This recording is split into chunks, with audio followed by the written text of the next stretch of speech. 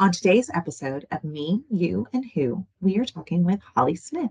She's an escalation specialist at Progeny Inc., which is a fertility benefits management company.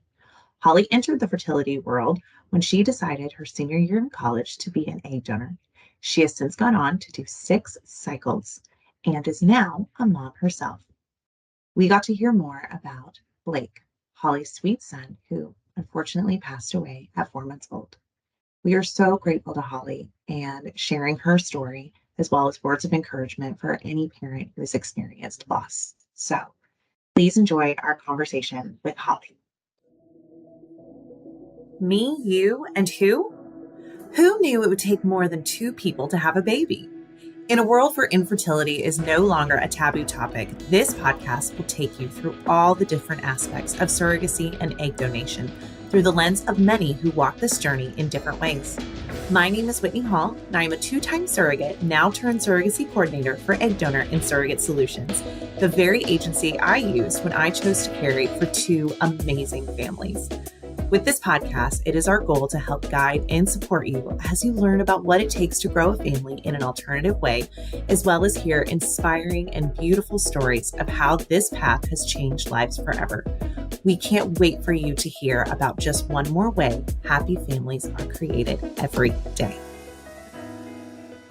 I really do appreciate it. It's so funny because I started at Egg Donor and Surrogate Solutions, I think maybe like a few months or a year after you had left. So you and I just kind of like missed each other. And I just kept hearing about, oh, Holly, she sounds wonderful. So I'm excited. Thank you. Please get to meet you. Yeah, nice to meet you too. Okay, so tell me about just how did egg donation even come into your world? Yeah. So, being an egg donor, like my senior year of college, I was kind of just like, I want to do something like super meaningful with my life and like something that's going to be super impactful for someone else, at least like one other person. And I was going to school to work with children with autism. And so I knew like my career path would help me with that, but I wanted to do like something else, something additional. And that's when I kind of started like looking into that sort of stuff. My mom had spoke to me about how she was interested in egg donation whenever she was about my age, but it wasn't like as well known back then. And and so she never went through with it. And so her and I just kind of got to talking about it, and I started doing my research on it. And we I just found, I like was looking up reputable agencies, found Egg Donor Solutions, and started the process. And so I was very fortunate to get matched very quickly. And from there just took off. And so it was wonderful. My hopes to get matched were very low. I'm like, oh, this is probably like a 1 in a million shot to get matched. So I tried to keep my hopes low, but it happened so fast. And I was just like, oh my gosh, like this is really happening. This is so exciting. My boyfriend at the time, husband now, we had moved in together right after I graduated college. So, and we knew that we were going to be getting married and engaged soon and stuff. So I made sure that, he was supportive of my decision as well, which he was, his family was, my family was super supportive. So it all worked out so amazingly. Oh my gosh. Okay. There's so much to unpack there because you're the first person that I've heard of where someone of like our previous generation knew about egg donation and was interested in it. And like, I just want to talk to your mom because I want to be like, oh my gosh, tell me, because it was such a taboo topic. And I think it's still she didn't kind have the of internet. Like she couldn't just like Google something. Exactly. How did she know about egg donation? I honestly am not sure. I'm not really sure. So I couldn't tell you, to be honest. She was a young mom, so she she had me when she was only like 21 or 22. So she was a very young mom, and so she was more with it, but I don't know how she found out about it. That's so fascinating. So what was that conversation like between you two, and maybe just like how was she kind of so supportive watching you, have this dream come to fruition that was once hers? Yeah. I think that I just like brought it up to her one day. I'm very open and very close with my family. And I was just like, I want to do this. I want to be do something meaningful. Like, I'm not using these eggs right now. Like, there's so many families out there that could use them and have their children with them. And she was just like, that's amazing, Holly. Like, I wanted to do that whenever I was your age. I looked into it and never went through with it. And so, yeah, she was so happy and so supportive of that. Oh, Um, and she trusts me. She knows that I'm a very like diligent person. I research everything. mhm. I'm very like on top of my stuff. I wouldn't just do it just to do it. Like I have my Yeah, reasons behind it. And so they both her and my father were super trusting of that and like knew that I had done my due diligence to make sure that this is something that I would be a good fit for. yeah, I yeah. think that helped too. Oh, for sure, for sure. Yeah. So what was that research process like for you? I mean, we do have Google, thank goodness. But yeah, so what were kind of your checklists? What were you looking at? What made you want to do an agency versus maybe independent or, What did I matching? think? Yeah. Yeah, exactly. Yeah, yeah. So, I think my process was whenever, because I did come across a lot of like places I was like, I don't know. I'm not gonna lie. This sounds like really strange. I think I looked at like, do their websites look nice? Like, I No, would that's go to fine. these like websites and be like, do they look like they've got their stuff together based on how their website looks? Because you can tell, Yeah.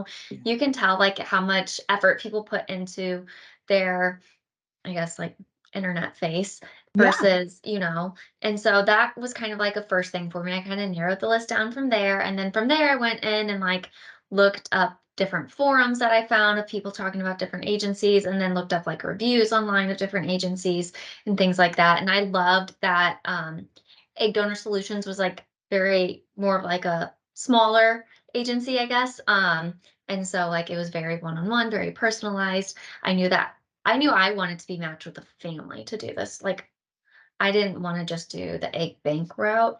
I Mhm. wanted to be like donating to a family that chose me to donate to them and go through that for them. So, Yeah. Yeah. So ultimately, it was the family aspect of it was really super important to you. yeah. Oh, Yeah. yeah, definitely. Yeah. No, that makes a ton of sense. So what was your now how many times have you donated? 6. 6 times. Okay, Yeah. so what was that first time like? Yeah, the first time was nerve-wracking, and I actually had my cycle canceled during meds because I wasn't responding to the stem meds like they had expected, but then we Mhm. restarted and it was great after that. Yeah. And so that was kind of like I didn't at the time understand a lot of what that meant and what was going on. It kind of worried me a little bit, but then like I mean, my coordinator took good care of me, kept me in the loop of everything. They're like, nope, we're just going to restart you on your next cycle. It's going to be fine. This can happen sometimes to first time donors, just because they don't know how your body's going to respond. Sure. And so we went through the second stem cycle and it was totally fine from there. We went through my retrieval. I did that cycle. I got to travel for all 6 of my cycles. So that was really cool. That So I did is that first cycle cool. in Memphis, which I'm from St. Louis, Missouri. So it's just a short little trip down there. But yeah, so it was nerve wracking, like I said, but I think that wasn't my favorite cycle, but it was a good like stepping stone cycle. Sure. What was your favorite cycle? Um, I think my San Diego cycle, I got to donate for a family in San Diego. That was definitely my favorite cycle, my favorite place to travel to. That is an open communication cycle. So me and that family are actually have communication. They we follow each other on Facebook, honestly, and we are able to, and that was like agreed upon between us, myself and them, and my Yeah. husband, and like all of us. And so they write letters to us, we write letters to them. And so I love that. Oh, that's great. So Yeah. at what point, so your first cycle was a closed cycle or Mhm. anonymous cycle, Yeah. They all were and except for the they one. all were except for the San Diego one? Yeah. Yep. Okay. Have you registered? Are you on the donor sibling registry? Yes.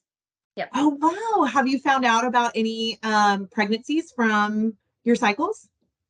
Not through that, just Oh, like okay. from reported um positive pregnancies from, and sometimes the parents will report like the sex of the baby or Mhm. positive live births from Callie, from the coordinator I had.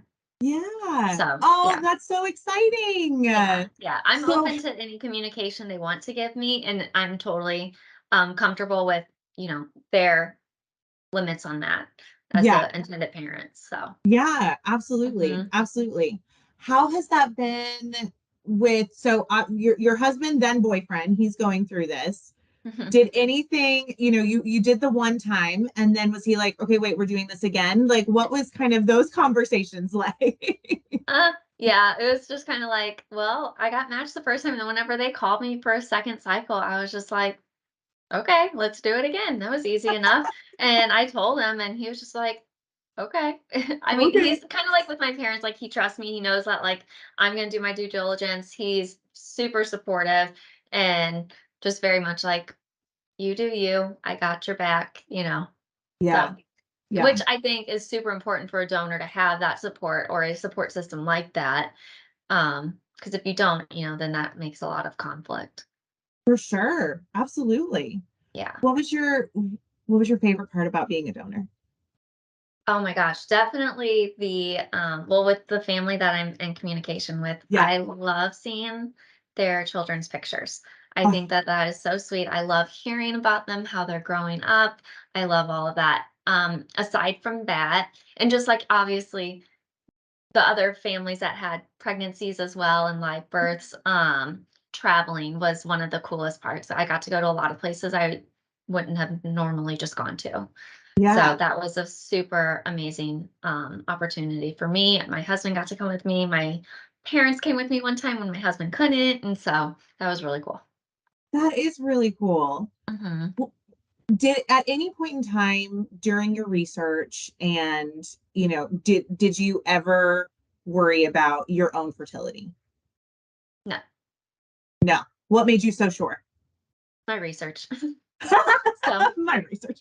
yeah, I mean, I looked up, like peer-reviewed journals and things like that. And so I didn't Yeah. just like follow any sort of like random Google forum like I did like looked up like scientific evidence, evidence-based Mhm. practice that this does not affect your fertility. And also like they do the testing prior to make sure you would be a good candidate. And if you're not a good candidate, they're not going to let you move forward with it. Like if your fertility Yeah. is already maybe not wonderful, or they might have some sort of concerns about your own future fertility, they won't let you move forward with it. And that was really comforting to know.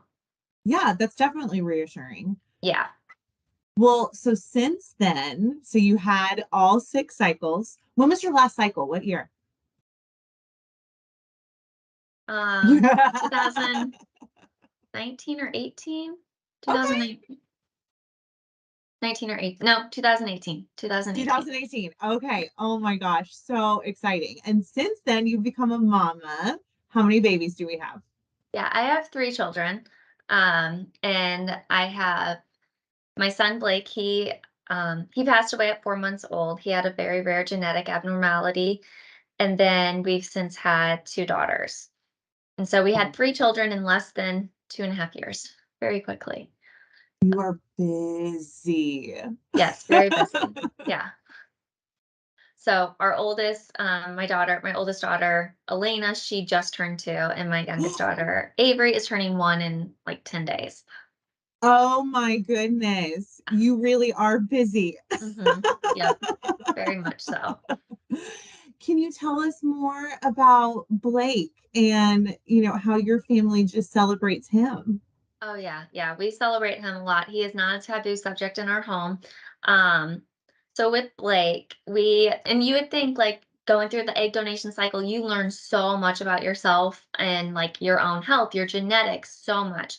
And Yeah. so like I was very, like no issues going into pregnancy. My pregnancy was beautiful with him, so easy, so wonderful. My birth and labor, just a Perfect. breeze, like perfect. Yes, like literally could not have gone out. Like it just went off without a hitch. It was amazing. It wasn't until the next day we had found out that he had some bruising on his body. They thought because of such a quick delivery, but then we tested his blood and saw some abnormalities kind of going on in there. The disease that he had, they tested my husband and I for it. Neither of us carry it. It was something that just like randomly mutated. within Blake. And so it's called an autosomal dominant gene is how the spontaneous mutation, that's what it's called. And so, because it was not nothing that, or not anything that we had to report back actually to intended parents about that I had Sure. donated for. And because it was such a rare spontaneous thing, it wasn't something that I gave him or my husband gave him. So he passed at 4 months old in 4 days. And he fought super hard. We were very fortunate that he was able to come home during some of his life.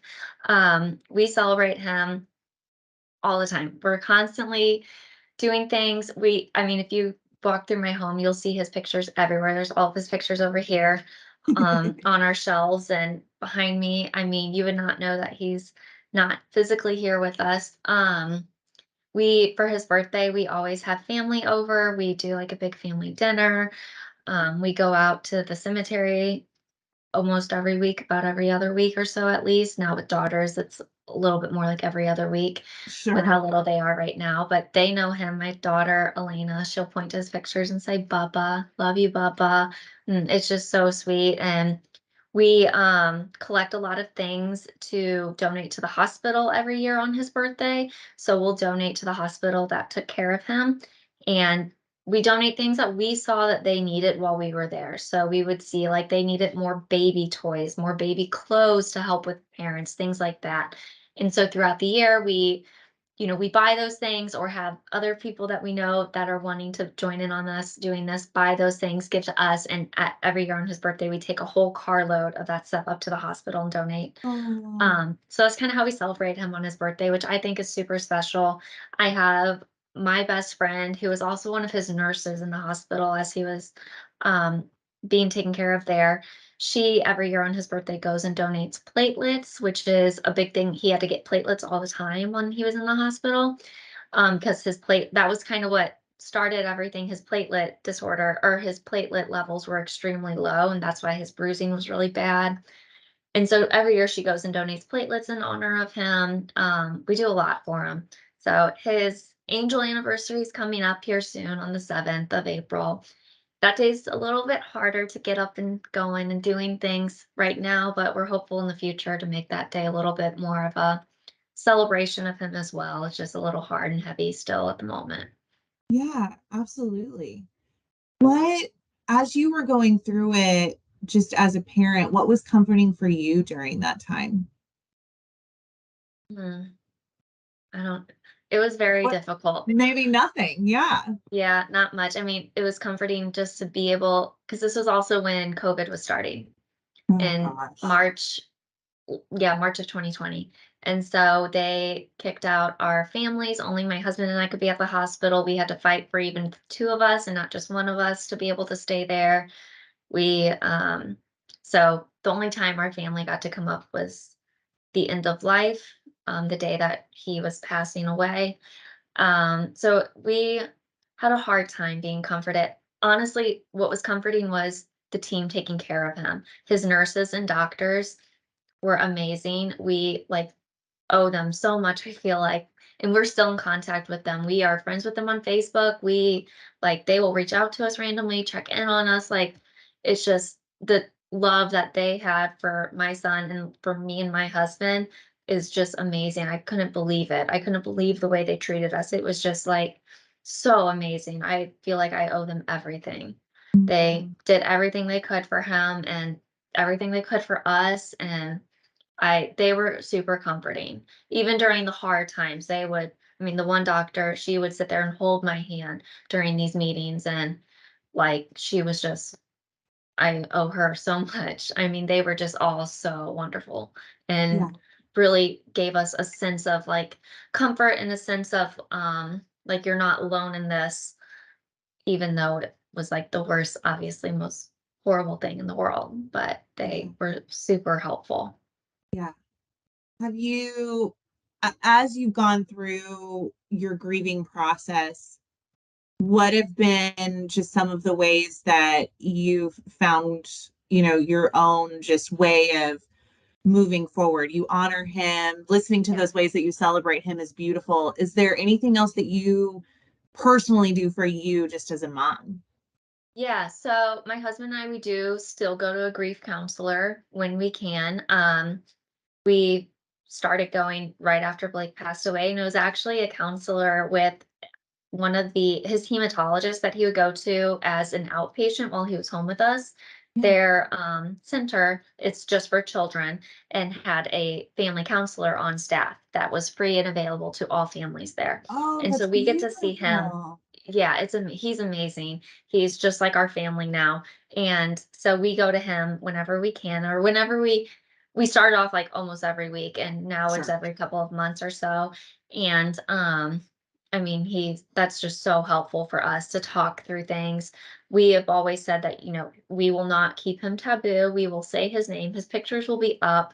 Um, so like I have a whole like photo album of him. Me and my daughter will sit down and look through it, and she'll point him out in the different pictures. And I think that's helpful for me. I like talking about him. Sometimes it's hard to talk about him, but I definitely enjoy talking about him and remembering him. I asked a friend of mine who had lost a brother. It would have been her older brother, kind of a similar situation. He was only 3 months old. And I asked her what she wished her mom would have done. Like, as a sibling, what do you think your mom could have done differently to like talk to you Mm. about your brother that you had lost? And because she never met him.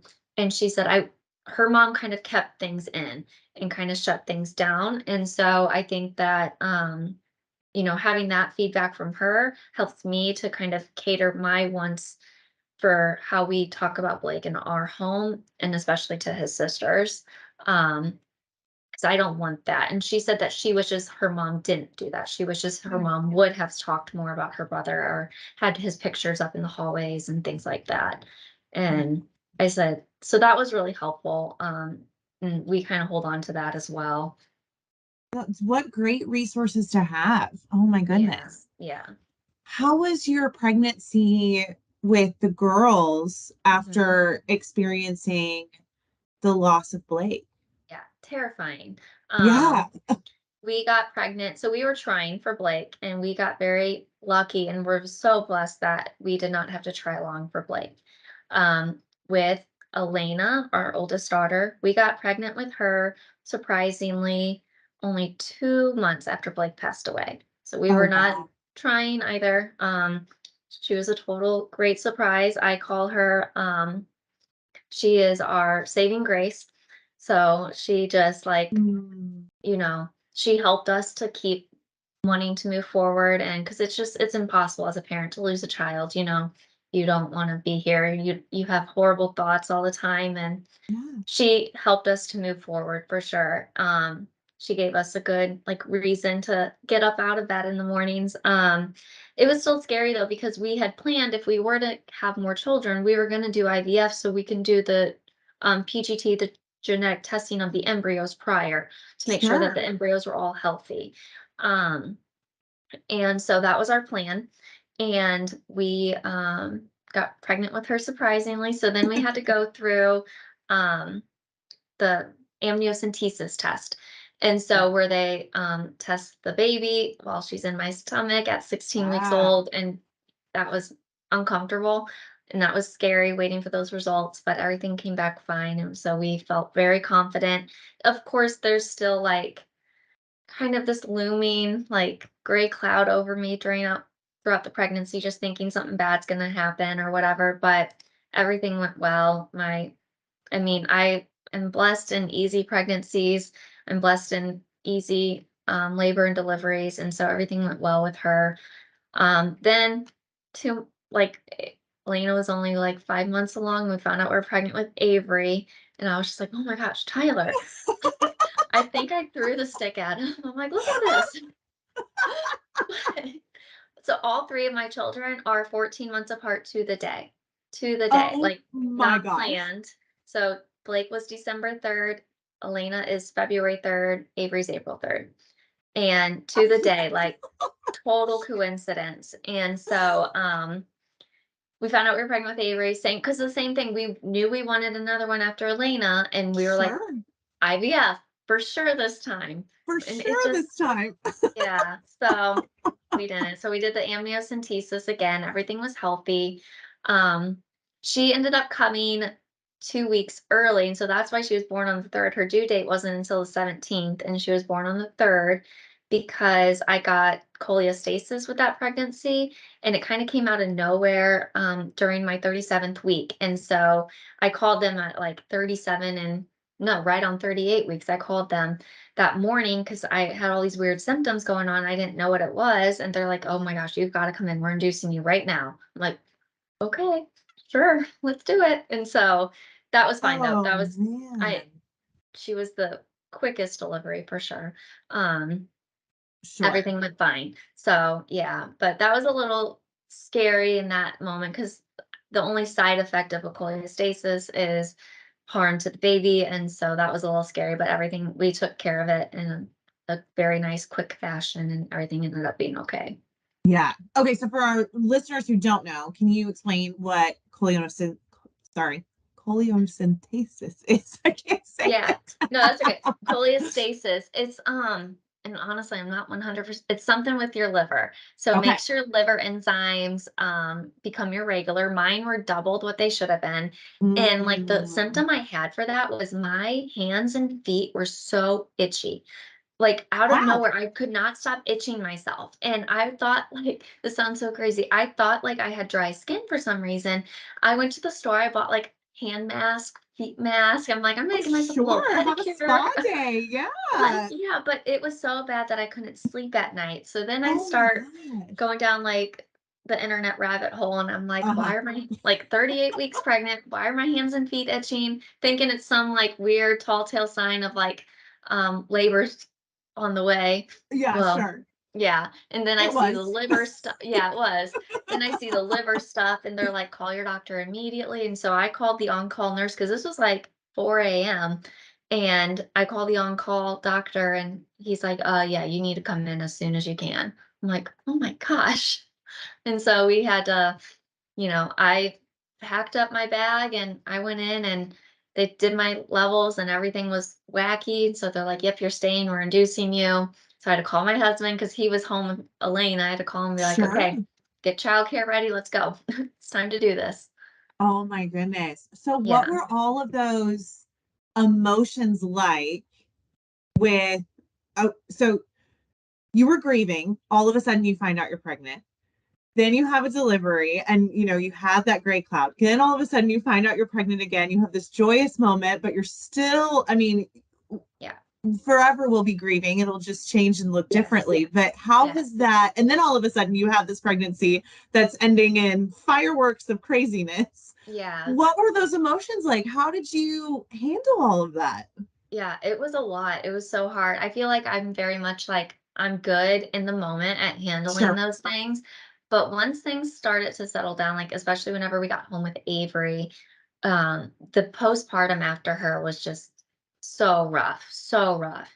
And it was just very like I sought out additional counseling. Like I had to go back to my OB a lot because I was just really struggling postpartum with anxiety and some depression um, and I just think, so much hormone imbalance happened to me in a matter of 28 months with 3 pregnancies, the loss of a child, breastfeeding, pregnant again, breastfeeding again, like so many things. My body Yeah. was just up, down, up, down, up, down. And so it was difficult. I mean, I still feel a little bit of like postpartum anxiety and depression now. And I just recently stopped breastfeeding. So I'm like coming down from those hormones. I'm trying to get like my body to just like regulate again and, try to like kind of continue on the grieving process. Cause like you said, that's not going to stop. Um, and so it was a lot. It's a lot to handle. And I am very in tune with myself and in tune with my body. And I'm not afraid to like go seek out the help I need or talk to someone about it. And that really, I think, is an advantage that I have because I do know a lot of people who don't want to do that and don't want to talk about their emotions. They want to bottle it up. And I think that was something I learned with Blake is don't Mhm. bottle that up like anything, especially with these 2 other pregnancies. Like you cannot bottle up those emotions. Pregnancy after loss, whether it be infant loss, a stillbirth, miscarriage, pregnancy after loss is so difficult and so scary.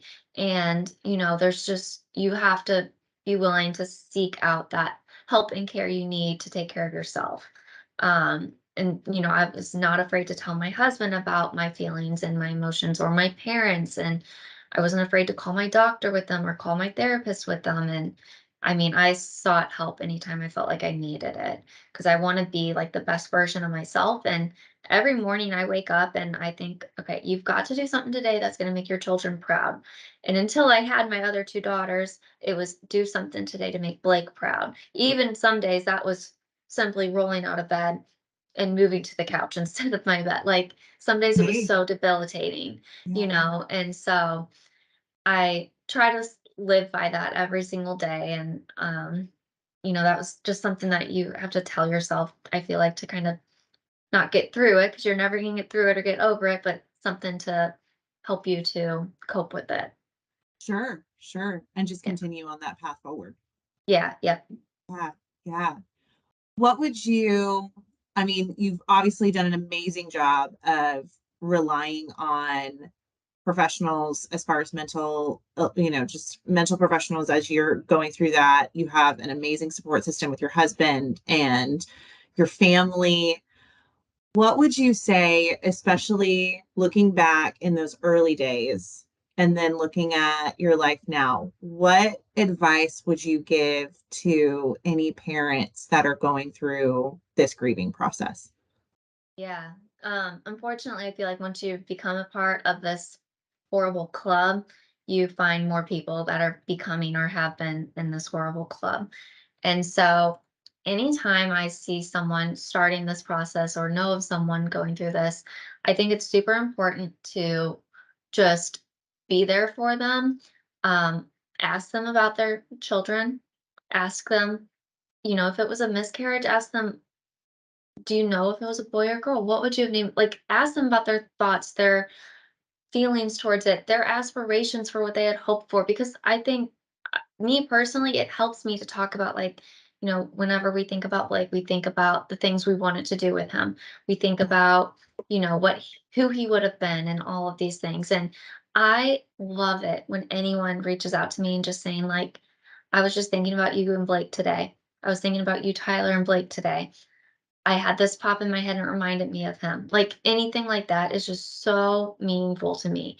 And I Mhm. think a lot of people are scared because they don't want to upset the person. And I understand that. And, maybe it does for some people, but for me, it's so helpful. Like, to know that he's not been forgotten, and to know that other people are thinking about who he was, who he would have been. And I mean, I have friends who just randomly will be like, Blake was on my heart today. Blake was on my mind today. I just wanted to tell you. And that goes miles with me. I just appreciate it so much.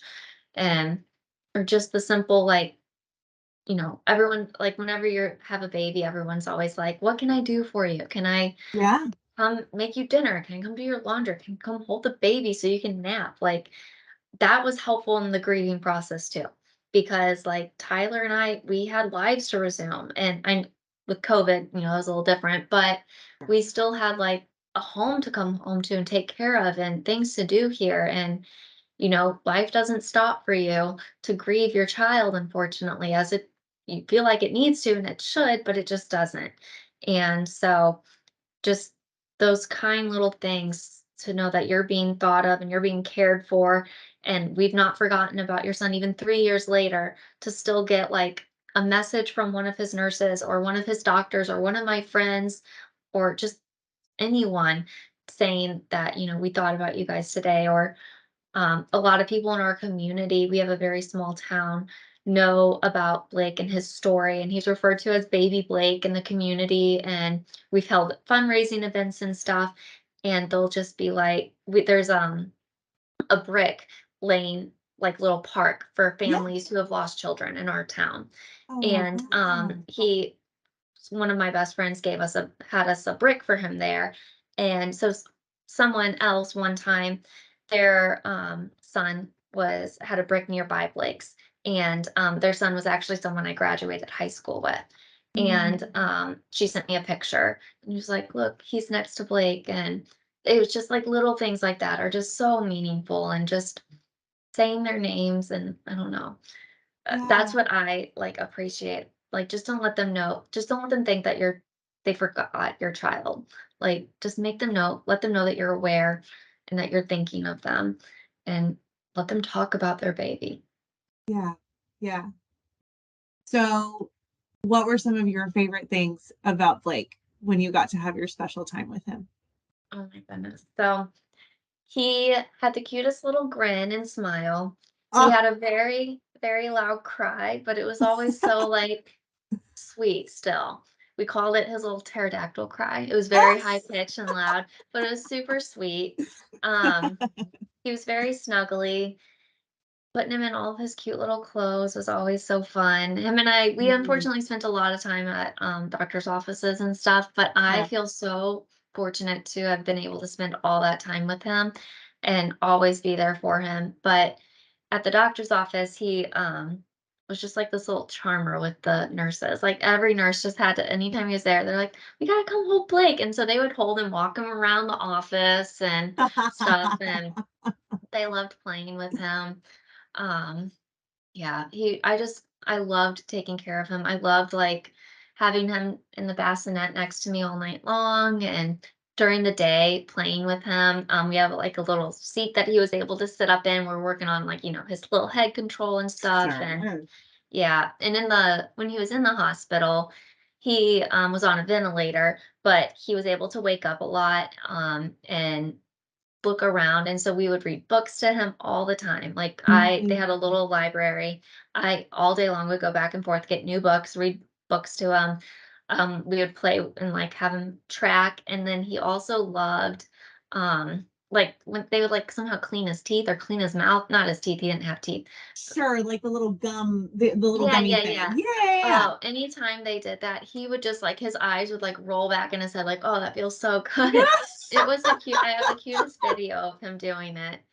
Um, and then I think my favorite video of him is whenever we were in the hospital, I kept like bending down to kiss his nose and I'd go, "Mwah," like that, like really like playfully and Yeah. audibly. And he would just give me like the cutest little smirk. And that's probably one of my favorite memories. The hospital wasn't obviously a fun place, but we Sure. tried so hard to make it as nice as possible for him when it wasn't in a scary moment. Yeah. Oh, that's beautiful. A mama's boy through and through for Oh, yeah. sure. Yeah. I think so. So, okay, you now you entered the world of infertility as an egg donor. You you did 6 cycles, absolutely amazing. You're a mama. Unfortunately, you're part of that club that no one wants to be a part of. And I am so grateful that you do share your story about Blake. Tell Thank us you. what you do now, because you have not left this world.